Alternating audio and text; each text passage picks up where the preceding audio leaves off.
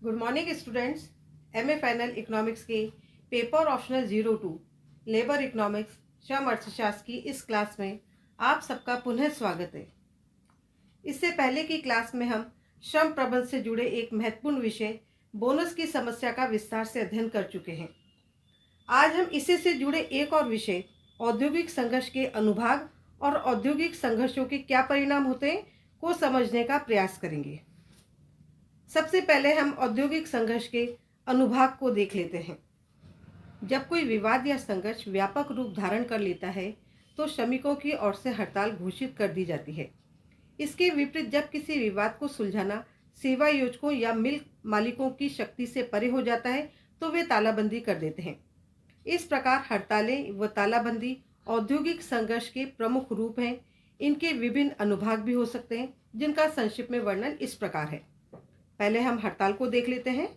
हड़ताल से अभिप्राय। हड़ताल से तात्पर्य अस्थायी रूप से श्रमिकों द्वारा कार्य में रुकावट डालना है। यह श्रमिक द्वारा स्वतः कार्य मुक्ति है। ऑक्सफोर्ड शब्दकोश के अनुसार हड़ताल का तात्पर्य श्रमिकों द्वारा कार्य को चालू रखने से इनकार करना है। पैटरसन के शब्दों में श्रमिकों के किसी समूह द्वारा अपने परिवाद को प्रकट करने अथवा कार्य से संबंधित अपनी मांगों को मनवाने हेतु दबाव डालने के लिए अस्थायी रूप से कार्य बंद कर देना हड़ताल है। औद्योगिक संघर्ष अधिनियम 1947 की धारा 2Q ने हड़ताल शब्द को इस प्रकार परिभाषित किया है। व्यक्तियों के समूह द्वारा जो मिलकर कार्य करते हैं, सामूहिक रूप से कार्य न करना अथवा एकमत होकर कार्य करने से मना करना हड़ताल कहलाता है। हड़ताल का उद्देश्य अपने परिवादों को प्रकट करना अथवा अपनी किन्हीं मांगों को मनवाने के लिए दबाव डालना होता है। अब हम हड़ताल के रूप क्या हैं या इसके प्रकार क्या हैं इसको देख लेते हैं। हड़तालों के प्रमुख रूप इस प्रकार हैं। पहला है धीरे काम करो। इसके अनुसार कर्मचारी जानबूझकर अपनी पूर्ण क्षमता का उपयोग नहीं करते, फलतः सेवा योजकों को उनकी मांगों के विषय में विवश होकर विचार करना पड़ता है। दूसरा है नियमानुसार कार्य। इस नीति के अंतर्गत कर्मचारीगण अतिरिक्त समय काम करने या अधिक काम करने से मना कर देते हैं। नेक्स्ट है सहानुभूति हड़तालें। ऐसी हड़तालें विभिन्न श्रम संगठनों द्वारा क्षेत्रीय या राष्ट्रीय स्तर पर अपनी सामूहिक शक्ति का प्रदर्शन करने के उद्देश्य से की जाती हैं। नेक्स्ट है सांकेतिक हड़तालें। नियोजक का ध्यान किसी समस्या के प्रति आकृष्ट करने के लिए सांकेतिक हड़तालों का आयोजन किया जाता है।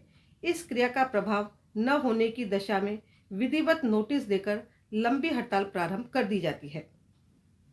नेक्स्ट है भूख हड़ताल। किसी विरोधी निर्णय को वापस लेने, श्रमिकों की मांगें मानने अथवा श्रमिकों के विरुद्ध लगाए गए किसी अभियोग को वापस लेने के उद्देश्य से भूख हड़ताल का आयोजन किया जाता है। इसका प्रारंभ हड़ताल से पूर्व, हड़ताल के समय अथवा हड़ताल के बाद कभी भी किया जा सकता है। नेक्स्ट बिंदु है घेराव। इस विधि के माध्यम से श्रमिक या कर्मचारी अपने बॉस या प्रबंधकों को तब तक घेरे रहते हैं जब तक कि उनकी मांगें स्वीकार नहीं कर ली जाती अथवा इस आशय का आश्वासन नहीं दे दिया जाता। नेक्स्ट है बंद। इसके अंतर्गत कुछ महत्वपूर्ण समस्याओं जैसे मूल्य वृद्धि के विरुद्ध प्रदर्शन करने के लिए जुलूस निकाले जाते हैं तथा व्यावसायिक कामकाज बंद कर दिया जाता है।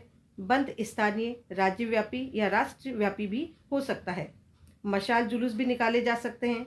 हल्ला बोल भी अब एक नया रूप निकल गया है। रैली निकालना भी असंतोष प्रकट करने का एक माध्यम है। अब हम हड़ताल की विशेषताओं को देख लेते हैं। हड़ताल की प्रमुख विशेषताएं इस प्रकार हैं। पहला है हड़ताल का आयोजन असंतुष्ट श्रमिकों या कर्मचारियों द्वारा किया जाता है। हड़ताल की अवधि में श्रमिक काम करना बंद कर देते हैं। हड़ताल श्रमिकों द्वारा अपने विवादों को प्रकट करने का एक माध्यम है। हड़ताल अस्थायी या अनिश्चित अवधि के लिए की जा सकती है। हड़ताल मांगों को मनवाने या दबाव डालने के लिए आयोजित की जाती है। ये श्रमिकों के किसी वर्ग या समूह द्वारा की जा सकती है। हड़तालें अन्याय या असंतोष का लक्षण है। हड़तालें वैध अथवा अवैध हो सकती हैं। समुचित ढंग से नोटिस देकर हड़ताल पर जाना वैध होता है और इसके अभाव में हड़ताल अवैध हो सकती है। हड़ताल की समाप्ति पर श्रमिक पुनः कार्य प्रारंभ कर सकते हैं। हड़ताल के अनेक रूप हो सकते हैं। अब हम तालाबंदी को देख लेते हैं। तालाबंदी से आशय। तालाबंदी सेवा योजकों का शस्त्र है जिसके माध्यम से वे श्रमिकों को तीतर बीतर करने, उनके आचार दूषित करने तथा उनके सामूहिक प्रयास को असफल करने का प्रयत्न करते हैं। औद्योगिक संघर्ष अधिनियम 1947 की धारा 2(I) के अनुसार सेवा योजकों द्वारा सेवारत कर्मचारियों से काम न लेना अथवा कार्यस्थल बंद कर देना या कार्य स्थगित कर देना आदि क्रियाएं तालाबंदी कहलाती। अब हम तालाबंदी की प्रमुख विशेषताएं क्या हैं उसको देख लेते हैं। तालाबंदी की प्रमुख विशेषताएं इस प्रकार हैं। तालाबंदी सेवा योजकों द्वारा की जाती है। तालाबंदी के अंतर्गत सेवा योजक संस्था में कार्यरत समस्त अथवा कुछ कर्मचारियों को अनिश्चित समय के लिए काम पर रखने से मना करते हैं। ऐसी स्थिति में कार्यस्थल या कारखाने को बंद कर दिया जाता है। तालाबंदी प्राय किसी औद्योगिक संघर्ष के उत्पन्न हो जाने अथवा संघर्ष का निपटारा करने के समस्त प्रयासों के विफल हो जाने का परिणाम होती है। श्रमिकों की मांगों को स्वीकार करने में असमर्थता प्रकट करने के लिए तालाबंदी की जाती है। इस हेतु बोर्ड ऑफ रिकंस्ट्रक्शन की अनुमति आवश्यक है। किसी व्यक्ति को काम देने से इनकार करना तालाबंदी नहीं है। इसी प्रकार मात्र कुछ श्रमिकों की छटनी करना अथवा काम से हटाना तालाबंदी नहीं है। किसी दैवीय दुर्घटना या शासन के अध्यादेश से व्यवसाय के समापन को भी तालाबंदी नहीं कह सकते हैं। अब हम औद्योगिक संघर्षों के क्या परिणाम होते हैं इनको देख लेते हैं। औद्योगिक संघर्षों के परिणाम का अध्ययन हम 2 शीर्षकों के अंतर्गत करते हैं। पहला है औद्योगिक संघर्ष के हानिकारक परिणाम और दूसरा है औद्योगिक संघर्षों के लाभदायक परिणाम। पहले हम दुष्परिणामों को देख लेते हैं। पहला है उत्पादकों के लिए हानियां। औद्योगिक संघर्षों के कारण उत्पादकों को अनेक हानियां उठानी पड़ती हैं। पहला है उत्पादन घटना।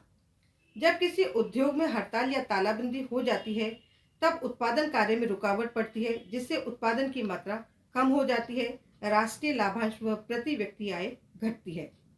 दूसरा है अनुशासनहीनता। हड़तालग्रस्त उद्योगों में अनुशासन व्यवस्था समाप्त हो जाती है। हड़तालों द्वारा उत्पन्न अनिश्चितता के वातावरण में अनैतिकता को प्रोत्साहन मिलता है। नेक्स्ट पॉइंट है अधिक सहायता व्यय।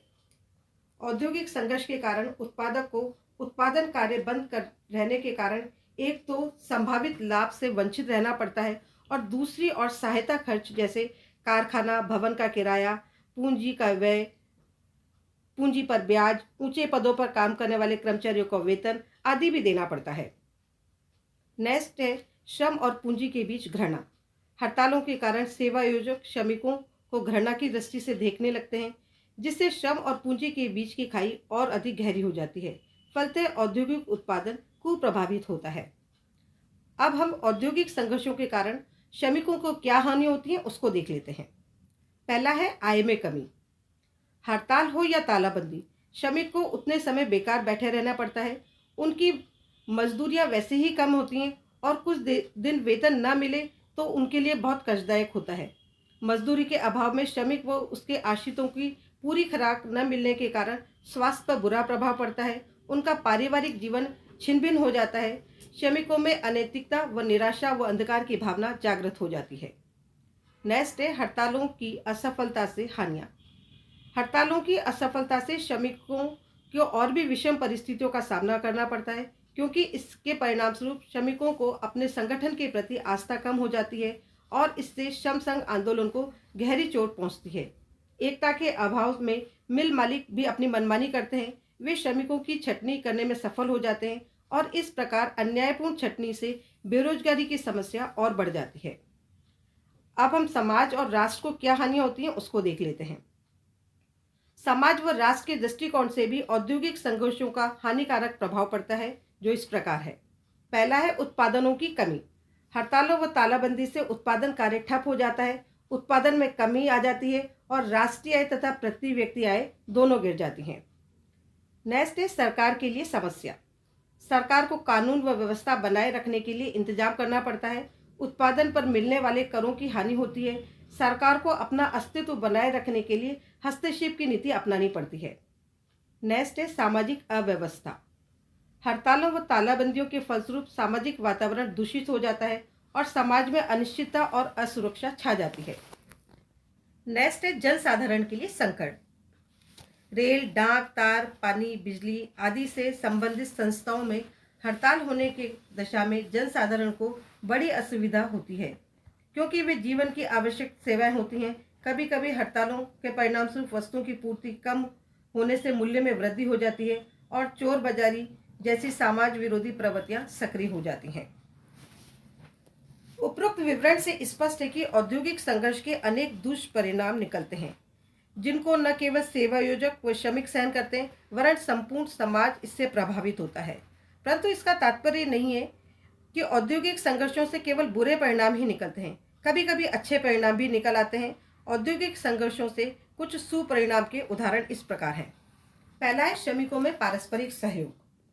औद्योगिक संघर्षों के आशावादी दृष्टिकोण का सबसे बड़ा प्रभाव यह है कि इससे उनके बीच एकता व सहयोग की भावना जागृत होती है।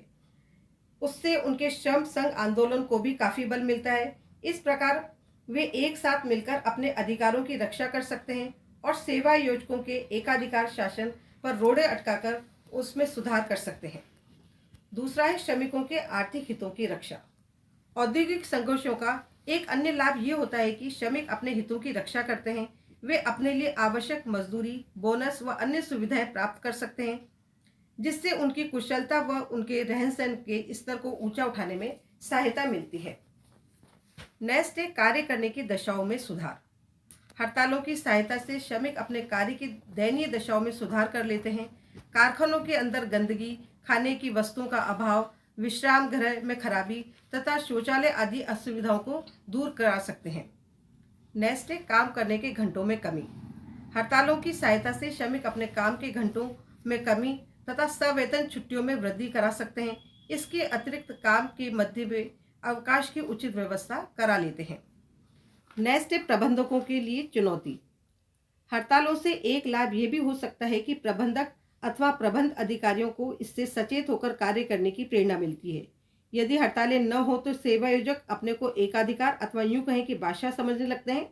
उन्हें श्रमिकों के साथ दुर्व्यवहार करने तथा उनका अनावश्यक शोषण करने की आदत हो जाती है।